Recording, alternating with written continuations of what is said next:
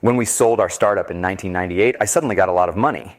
I now had to think about something I hadn't had to think about before, and how not to lose it. I knew it was possible to go from rich to poor, just as it was possible to go from poor to rich. But while I'd spent a lot of the past several years studying the paths from poor to rich, I knew practically nothing about the paths from rich to poor.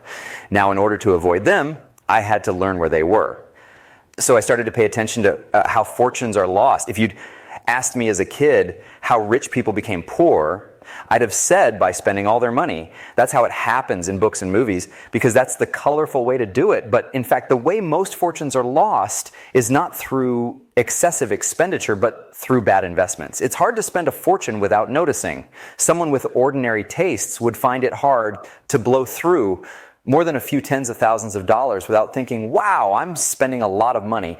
Whereas if you start trading derivatives, you can lose $1 million in the blink of an eye. In most people's minds, spending money on luxuries sets off alarms that making investments doesn't. Luxuries seem self-indulgent, and unless you got the money by inheriting it or winning a lottery, you've already been thoroughly trained that self-indulgence leads to trouble. Investing bypasses those alarms. You're not spending the money, you're just moving it from one asset to another, which is why people trying to sell you expensive things say it's an investment. The solution is to develop new alarms. This can be a tricky business because while the alarms that prevent you from overspending are so basic that they may even be in our DNA, the ones that prevent you from making bad investments have to be learned and are sometimes fairly counterintuitive. A few days ago, I realized something surprising. The situation with time is much the same as with money. The most dangerous way to lose time is not to spend it having fun, but to spend it doing fake work. When you spend time having fun, you know you're being self-indulgent. Alarms start to go off fairly quickly. If I woke up one morning and sat down on the sofa and watched TV all day, I'd feel like something was terribly wrong. Just thinking about it makes me wince. I'd start to feel uncomfortable after sitting on a sofa watching TV for 2 hours, let alone a whole day.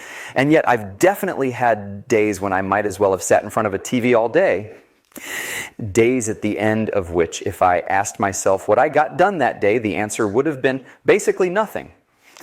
I feel bad after these days too, but nothing like as bad as I'd feel if I spent the whole day on the sofa watching TV. If I spent a whole day watching TV, I'd feel like I was descending into perdition.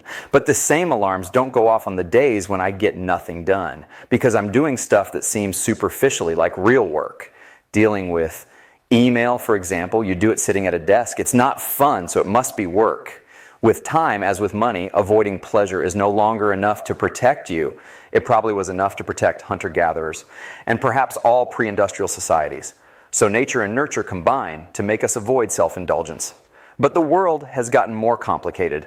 The most dangerous traps now are new behaviors that bypass our alarms about self-indulgence by mimicking more virtuous types.